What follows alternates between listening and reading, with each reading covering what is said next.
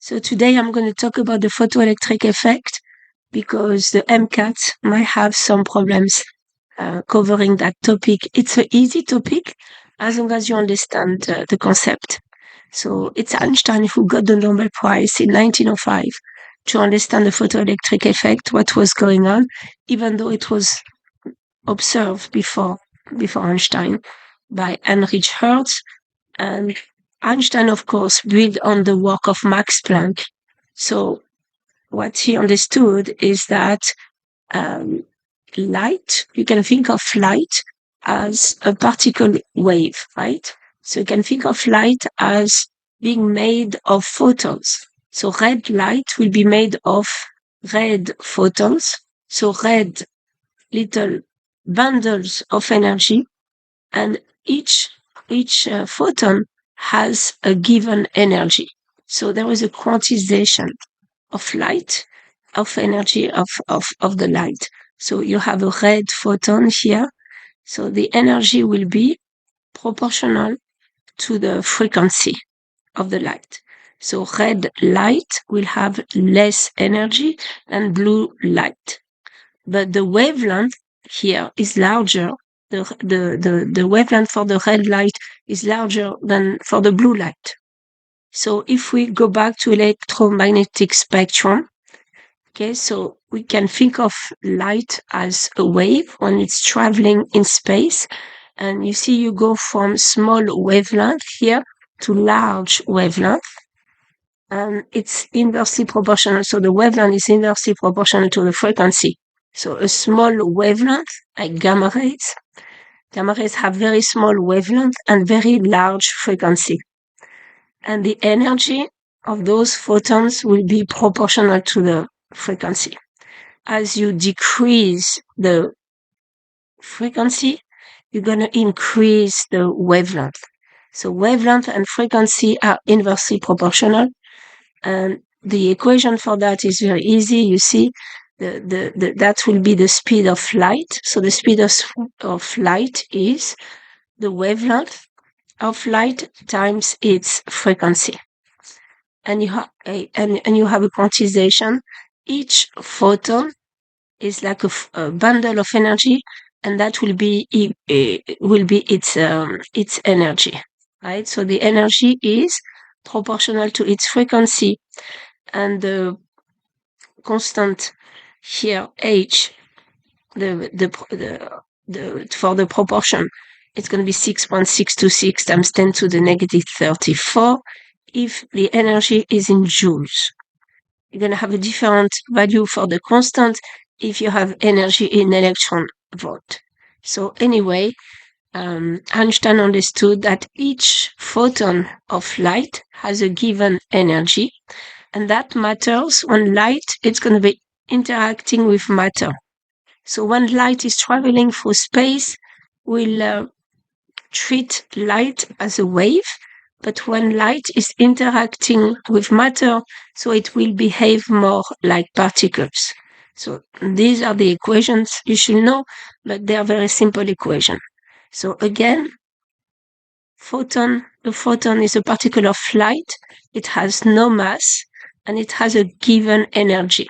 So each photon here, each particle of light, each bundle of energy has a given energy, right, proportional to the frequency. So this is the notation for the frequency.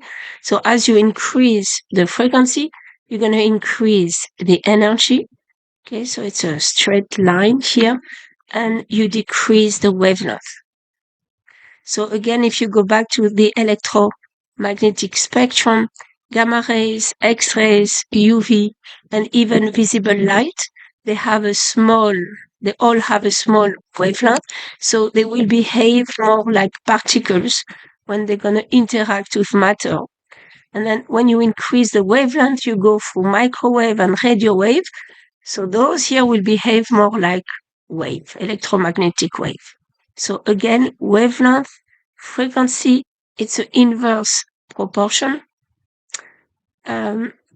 inverse relationship, inversely proportional to each other, and you have those equations. P is the notation for momentum. Okay, so I hope this is it's not that hard to understand. So again here, high frequency, high energy, small wavelength. So if you go this way, you increase the wavelength and you decrease the frequency. Therefore, you decrease the energy. Okay, so that will be the frequency of visible light here.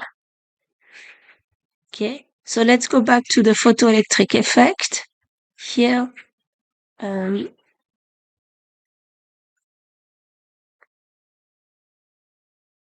what's the photoelectric effect is when you have a photon here that hit, usually it's a metal, like for example here we have potassium.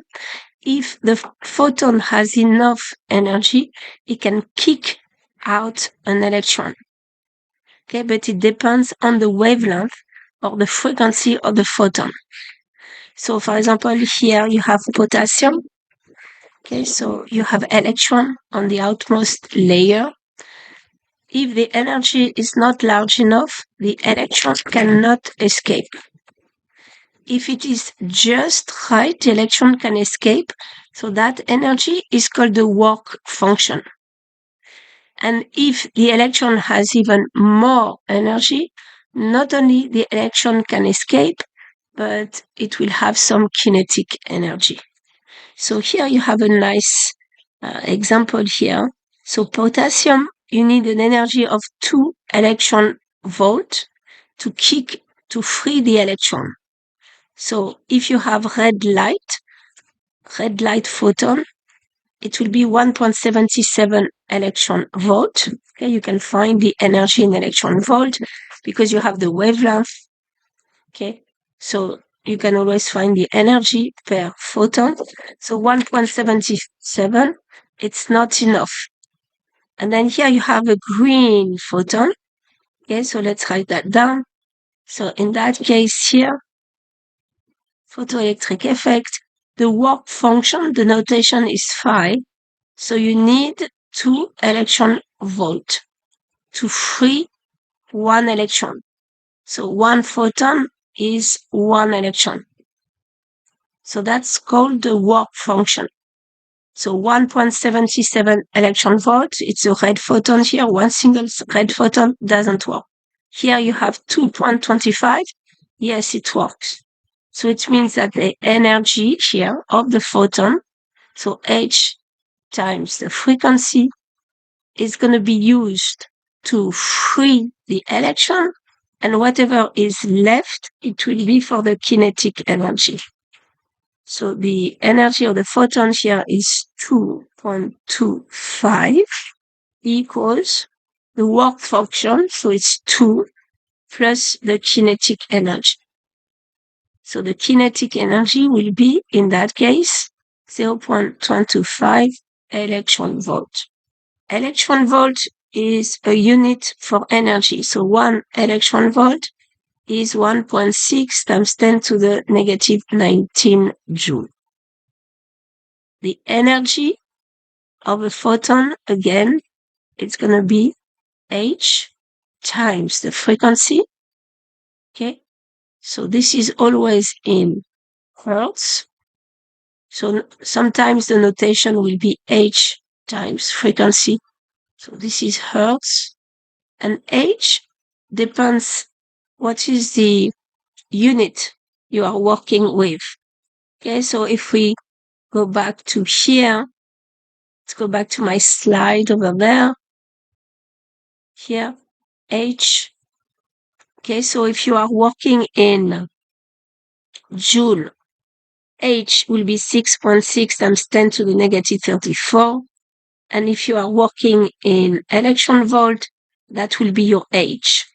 Okay, but usually you don't have to memorize anything. Okay, so H, if it is in joule, so that will be 6.626 times 10 to the negative 4, if this is in joule. If the energy is in electron volt, so that will become, here you have the 4.14 times 10 to the negative 15. So 4.14 4 times 10 to the negative 15, and the frequency is still in hertz. Okay, so let me double check. Okay, 4.14 times 10 to the negative 15. That's if the energy is in electron volt. And again, the electron volt is 1.6 times 10 to the negative 19. So usually, to avoid scientific notation, usually we work with electron volt. So then that electron will have a kinetic energy of 0.25 electron volt, right? And then you can convert that back to joules, and you can find the speed. Okay, so kinetic energy is 1/2 the mass of an electron times the speed square. So here we have kinetic energy will be in joule, the mass will be in kilogram, and here, of course, it's going to be in meter per second. So at that point, you will have to convert kinetic energy in joules. Okay, so we'll take some example, but you can check that in that case, you will get this answer here, right? So kinetic energy, if you want to convert that in joule, you will have to do 0.25 times 1.6 times 10 to the negative 19 joules. Okay, and then you can find the speed. So I hope this is clear. Now, for the mcat, equations will be very simple, okay, because you cannot have a calculator.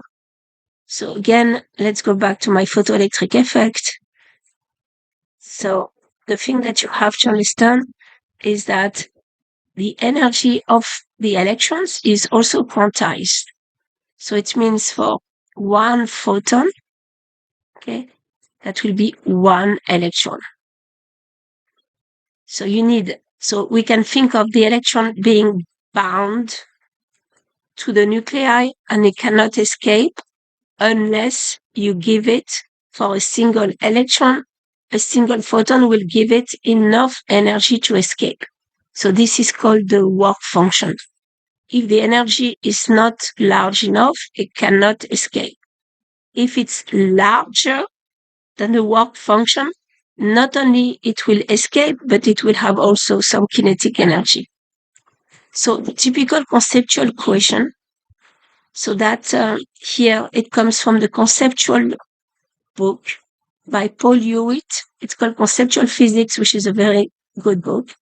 And you see that if you increase the intensity of light, it doesn't mean you will get more kinetic energy. Okay, so light, for example, in that case, will eject some electron. If you increase the intensity of light, the kinetic energy will not increase, okay, but you will have more electron kicked out. So increasing the intensity of light does not increase the energy of the photon, it just increases the number of photons. So that's very important to understand, because you can get some conceptual questions, so it could be confusing. So if you increase the intensity of light, you are just increasing the number of photons. But if those photons don't have enough energy, then you are not going to kick out any electron. So you just increase the number of photons. So if you have low frequency light, there is no electron kicked out. High frequency light, you have electron kicked out. So the thing to understand is that if you can kick out electrons, it's one photon for one electron. More photons, more electrons. But you need to have enough energy to make it for the electron to escape. Okay, so here, for example, that's how solar panels work, right? So you have photons from the sun.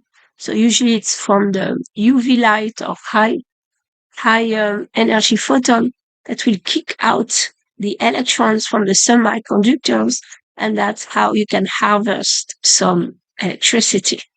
Okay, so that's how it works. So here you have a photocathode that we use to detect that photoelectric effect. You see, you have some light. It will kick out some electron from metal here, right? Potassium or some semiconductor. The electron will escape. And here you can apply a voltage. Okay, so the electron escape. And here you have an electric field because you apply a voltage. So that will be plus, that will be minus. So the electron not only have some kinetic energy, but they have also electric potential energy. So they will accelerate to the anode here, and you can detect a current. So you can use that to find out what is the energy of the light. So we're going to see that. Okay, then let's start with some question here from the mcat. Okay, so I hope this is clear. Okay, so here, a medical imaging device, you have a photocathode. So it was used more before. So now we have a different technology. But before that, for example, if you have a mcat with X-ray, okay, so you're going to detect the X-ray using a photocathode, okay, and then the X-ray at the end will turn into an electric signal that you can detect. Okay, now that's how it was done. So they used photocathode. So you have an X-ray photon, and you have this frequency, and electrons are emitted. So you have X-ray photons. Each X-ray photon has a frequency of 10 to the 14 hertz, and you have electrons being emitted, and you will get a signal for imaging. So again, this is what I have here. So this is called a photocathode, except you want to add a resistance here. So you have X-ray coming in. It will kick out some electrons. You apply a voltage, and you're going to detect a current, right? And so you will know. It's a way to detect X-ray, and you can even measure its energy. So it's called a photocathode. So anyway, you can pause the video and try to solve the problem here. So let's see.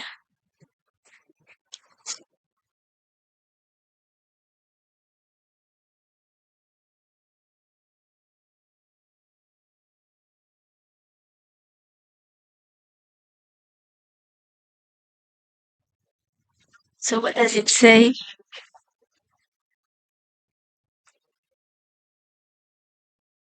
So that will be the work function. Okay, so the work function is how much, what it's the binding energy. Okay, so it's like the binding energy of the electron.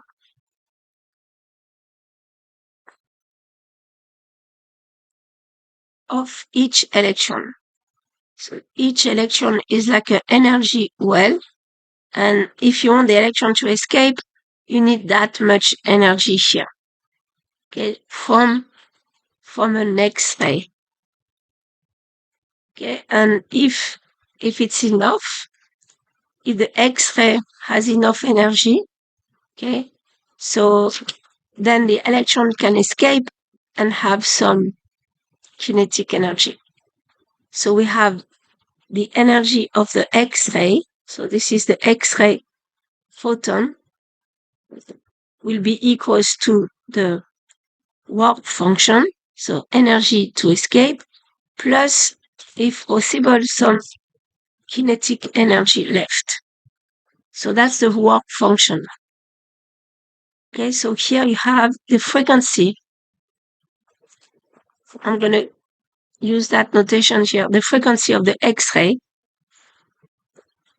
and we want to find the speed, so we need to find the kinetic energy. Okay, so we need to find the energy of the photon. So the energy of the photon, it's going to be H, so 6.626.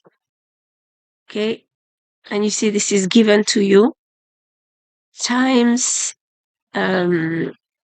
times the frequency, which is 10 to the 14. And you see the number are very simple. So you don't need, ideally, you don't need a calculator, right? So you do 34 minus 14, it's going to be 20. Okay, so it's going to be 6.626 times 10 to the negative 20 joules. And you need 6.622. So that will be enough. Okay. So how much kinetic energy it will have? It's going to be that number here. So 6.626 times 10 to the negative 20 minus 6.622 times 10 to the negative 20. So you subtract and you get 0.004 times 10 to the negative 20. So you see, no calculator. You don't need a calculator. You can put that in scientific notation, which is 123 minus 23 joules. So that will be how much kinetic energy it will have. Now that kinetic energy, okay, it's going to be 1/2 mv squared. So it will be 1/2. The mass of an electron is 9.1 times 10 to the negative 31, and the speed square. Okay. And is it 31? Yes. So you can simplify and you can say 1/2. This is about 10 to the negative 30 v squared equals 4 times 10 to the negative 23. Okay. And if you, that you can do the computation in your head. Okay. So it's going to be v squared is about 8 times 10 to the, so 30 and 23. So 30 minus 23 is going to be 7. And you take the square root and you find you don't have to do the computation. You see which one will make more sense. So in that case, it will be the answer C. So V will be about 3 times 10 to the 3.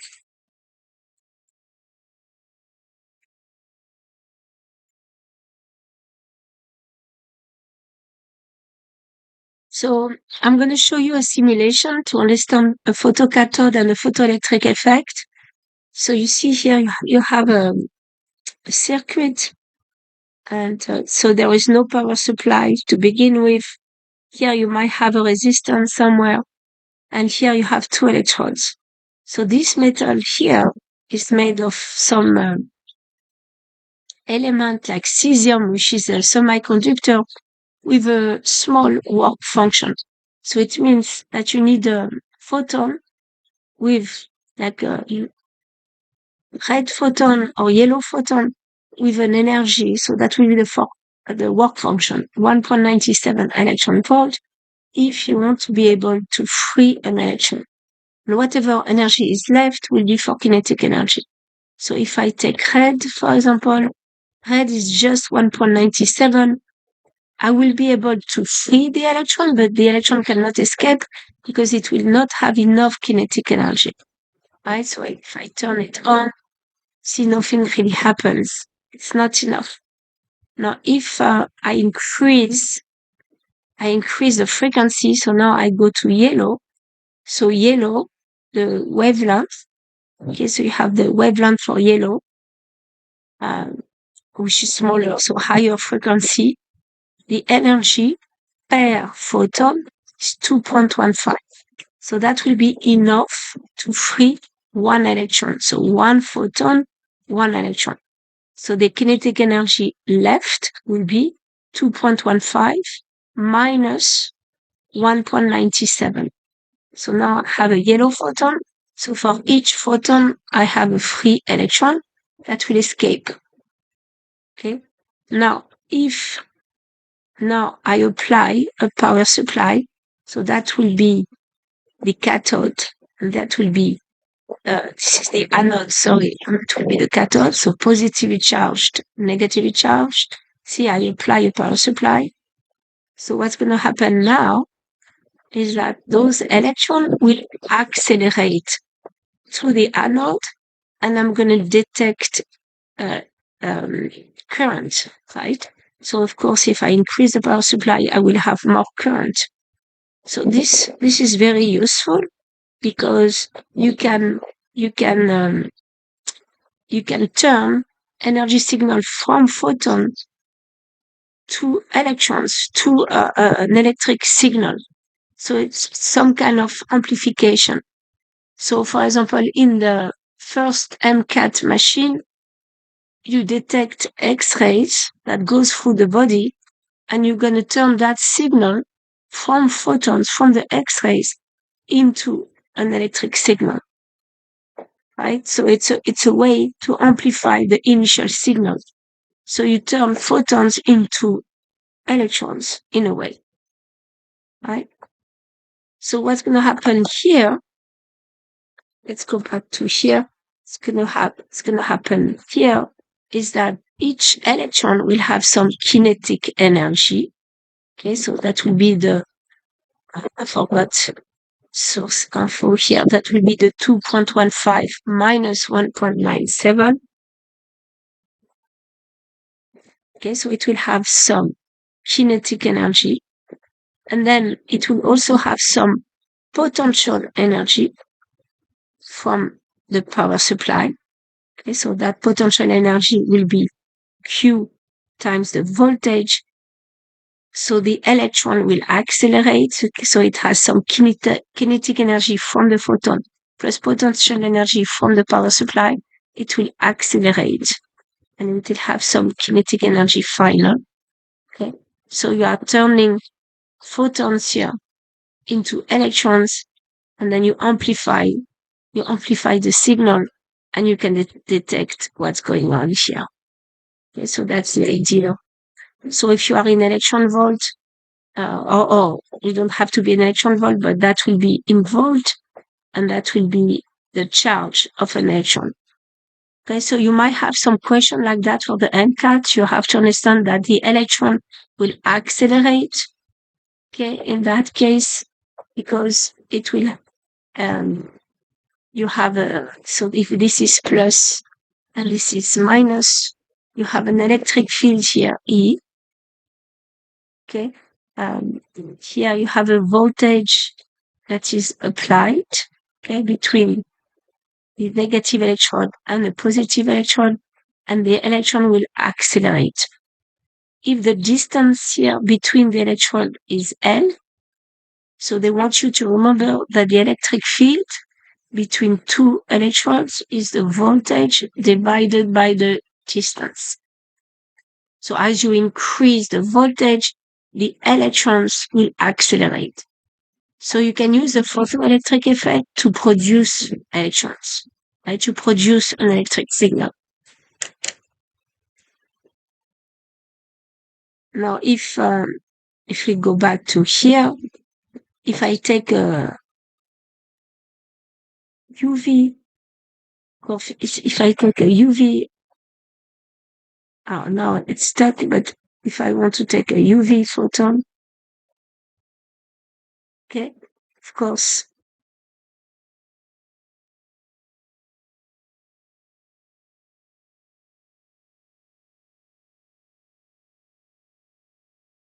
UV photon,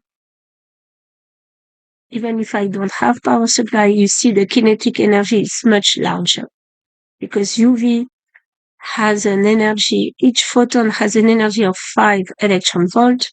So kinetic energy will be 5 minus 1.97. Okay? And I would get back to that. Now, so let's go to the problem here.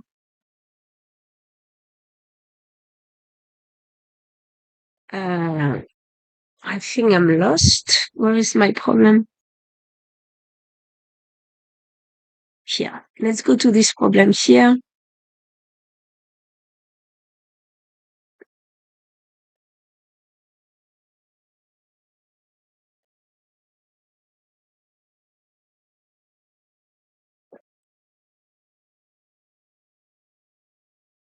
So let's do this problem here. So you can pause the video and try to do it.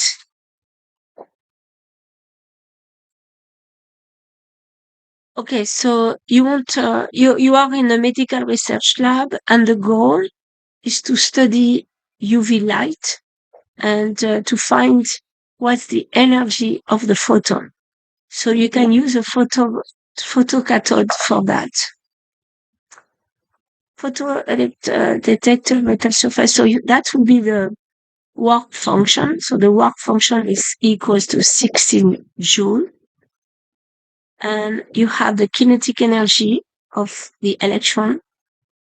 Okay, that's being free equals 50 joules. What is the wavelength of the UV? Okay, so you have the energy of your photon will be equals to the work function. So the electron can be free plus some kinetic energy left. Okay. So if you add them, it will be equals to 60 joule. So that's 60 joule equals the constant here, which is 6.626 times 10 to the negative 34 times the frequency. But what they want here, they want you to find the wavelength. So here we have the frequency. And what is the relationship between the wavelength and the frequency of a photon? So we have that the frequency times the wavelength equals the speed of light. Okay? Because frequency, remember, a speed is a distance divided by the time. So meter per second, that would be meter, that would be seconds. So you see that a speed for a wave, distance is the wavelength, 1 over the time is the frequency. So we have this relationship here.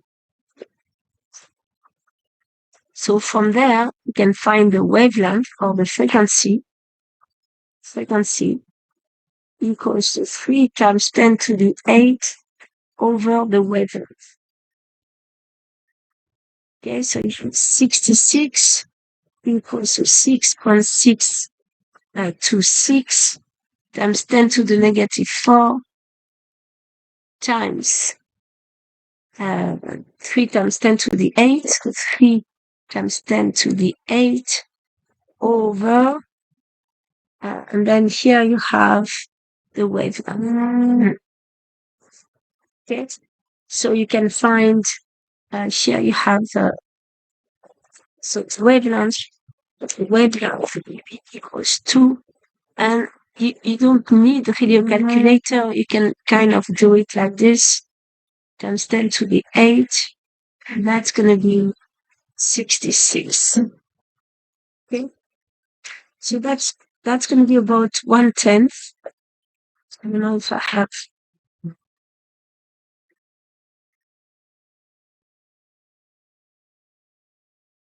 So that's going to be about 1/10. So lambda is about 3 times 10 to the negative. So 34 minus 8 would be 26. Okay. And then here we have over 10. Okay, because 6 divided by 66, would be 1/10. Okay, so that's going to be about 0.3 times 10 to the negative 26. So lambda is going to be about 3 times 10 to the negative 27 meters. So that would be the answers.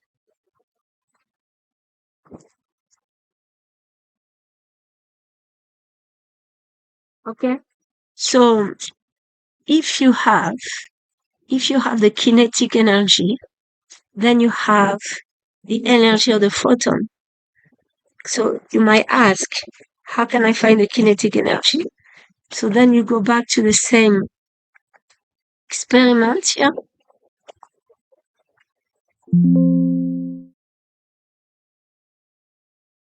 You go back to the same experiment, and what you do, you reverse the power supply. So that's going to be negative, and that will be positive.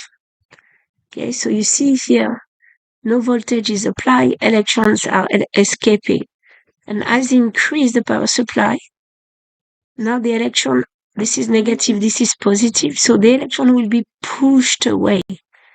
And if I find the right potential energy here, the electron will not make it. So here. So now I know that that potential energy here, so Q times V, will be equals to the kinetic energy of the electron that have escaped. So this is the way we can find the energy of a photon there. Right? So in that case,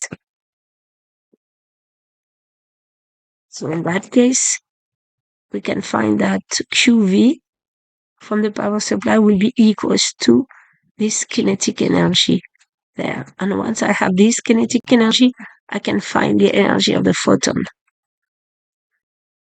Okay, so let's do a conceptual question now. Conceptual question might be the most challenging. So which of the statements here are wrong? Okay, so let's start with D. The light intensity does not affect the kinetic energy of the emitting electrons. That's true. Okay, so this is true because light intensity means the number of photons. So if you increase the number of photons, you're going to increase the number of electrons, but you cannot affect the energy of electron. The energy of the electron ejected only depends on the frequency, right? So it was very well shown here.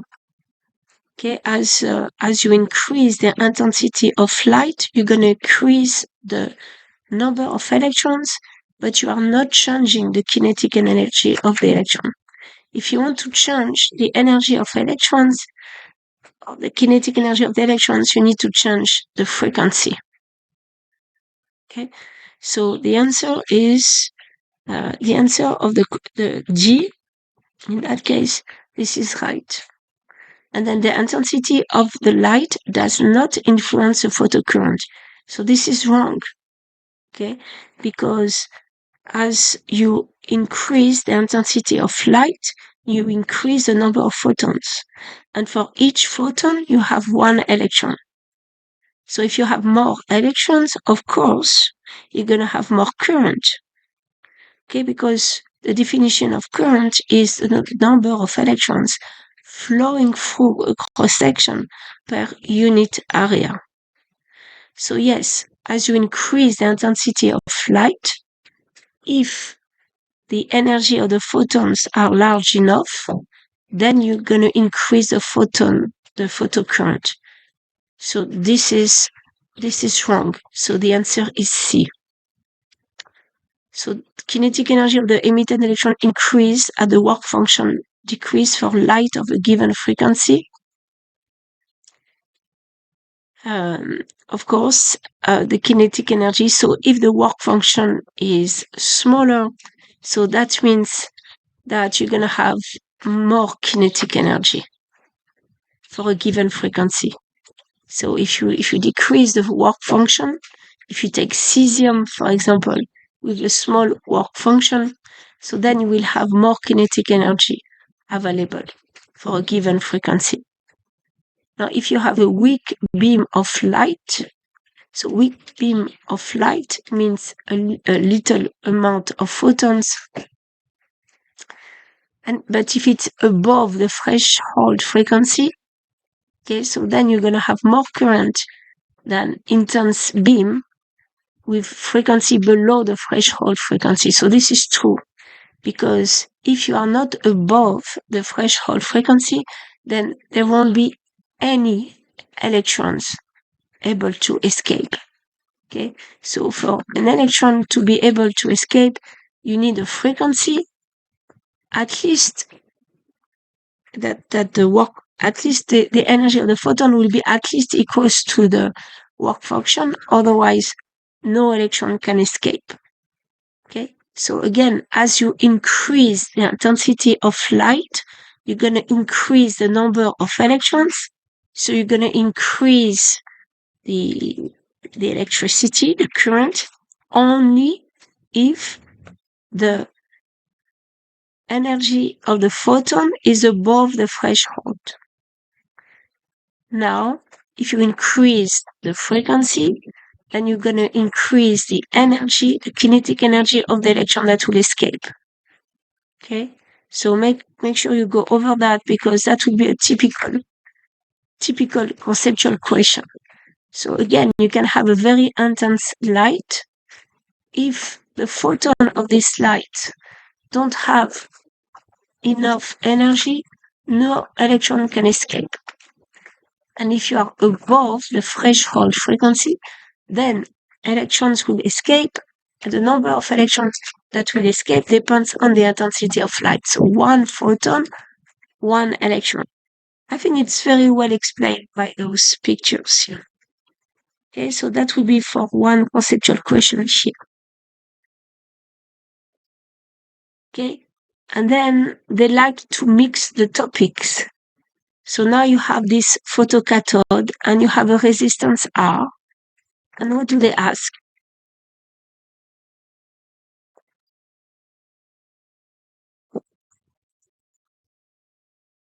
So once the electron escape, so then you apply voltage here. So that will be positive, that will be negative. So the electron will accelerate. So there is an electric field, as I've said before, right? So you have an electric field. So that will connect to the topic of electricity. Okay, so here you have so this is plus, this is minus. You have an electric field here. Okay, and an electron is a negative particle, so it will always go against the electric field, so it will accelerate, right? And if you want to increase the electric field, what are the choices? So R has nothing to do with it, So you can change the distance here, right? So you have the distance here, L. So the electric field is the voltage divided by the distance between the electrodes. It's like works like a capacitor. Electric field is the voltage divided by the resistance, by the distance between the electrodes. So if this is divided by 2, that will be multiplied by 2. So it's an inverse relationship, right? So that will be your resistance R. Okay, so the answer is nothing to do. You decrease the distance L between the electrode by a factor of 2. Okay, next question. How does the kinetic Okay, so here you have, we already discussed that. You can pause the video, of course. But again, once the electron, so you have your, so that will be connected to a power supply plus. So this is plus, this is minus. And here you have a resistance R. And some electrons here are escaping. So you have some escaping electron, and they will accelerate here through the potential difference here between the electrode. So they have, to begin with, some kinetic energy, okay, that they get from the photons. That kinetic energy, okay, will be added to the potential energy here. So Q times V. So it's like if you have a mass at a higher altitude, it has potential energy, and all that is going to turn into only kinetic energy as it loses its potential energy. So that's related to the topic of electricity. So they will accelerate. So here it has some kinetic energy 1 plus potential energy. So QV, all that is going to turn into kinetic energy. And more electrons you're going to have, more current here you will be able to detect. Okay, kinetic energy.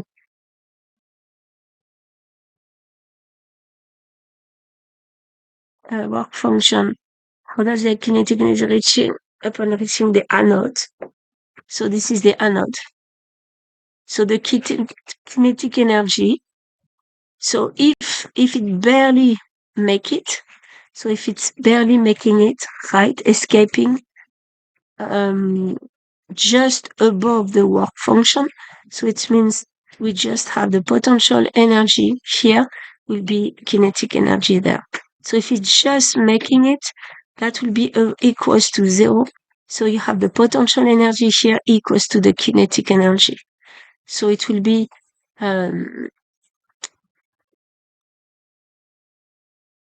approximately the same. Okay, because it does not have kinetic energy to begin with. It has barely enough. So we have potential energy here equals kinetic energy. So the answer is B. Okay, so once you understand how it works, so then it's not that hard. So in a photoelectric effect, if the number of photons, so if you have more photons, okay, remember, so if you have more photons, so it means the intensity of light is increasing. What will be increasing? So you can stop the video. So of course, the answer is, so in that case, if you have more photons, for each photon you have an electron, so the answer will be here. So each photon here, you're going to have one electron for this one, you're going to have one electron for this one, you have one electron.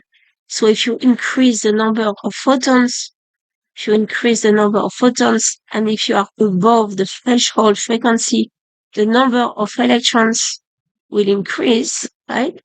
And the current that you can detect will increase.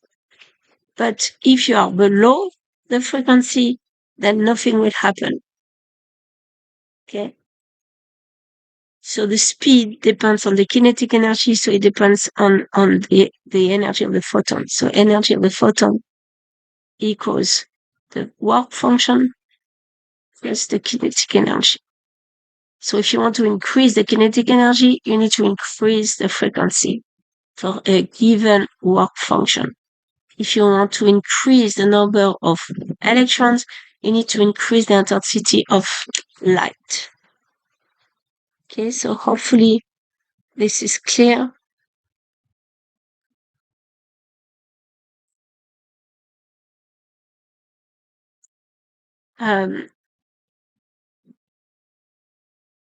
So in a photoelectric effect, how can the motion of an electron... Okay, so for the last questions, again, that's what we talked about. It's conceptual questions, can be confusing, but once you understand the idea, it's not that hard. So the first question, once an electron is free from the cathode, what's going to happen to it? If you apply power supply, so it's always in the case of, if we go back to the experiment here, so you have a resistance here, so you apply a voltage power supply here, so voltage across the electrodes. So once the electrons are free, of course, they will accelerate because not only they will have some kinetic energy, potential energy will turn into kinetic energy again. Okay, and you can detect that with an ammeter. So what's going to happen to them? You can pause the video, but it will accelerate. Okay, it will be there will be an electric force Q times E, and the charge of the electron times electric field. Okay, same kind of question here. What happens in a circuit of a photoelectric experiment when electrons are emitted from the cathode? So no, that does not make sense. And of course, the current will flow through the circuit. Okay, so you will detect a current, a photocurrent, it's called. Right? Again, this is a nice schematic here. See, the electron will accelerate. It's going to flow through the circuit here, and you're going to detect it here. As you increase the potential energy, you're going to increase the current. So it's a way to turn photons into electrons, but also to amplify the signal, okay? Because you will make the electrons flow faster, so you're going to get more currents, so it's easier to detect. Okay, so again, if you increase the frequency, frequency has to do with energy. So you're not going to increase the current. Okay? So if you increase the frequency, you are not going to increase the number of photons, and you're not going to increase or decrease the number of photons. You're not going to increase them, but you will increase the speed because you are changing the energy. So the answer is T. Okay. So it's the mathematics is not hard. Just need to understand the concept. So once you are over the threshold, an electron can be ejected. Okay. And then it will have some kinetic energy. That kinetic energy or that speed depends on the frequency. Okay. But the number of electrons ejected depends on the intensity of light. So that is what is shown here. So I hope that that is clear. Okay, that's it.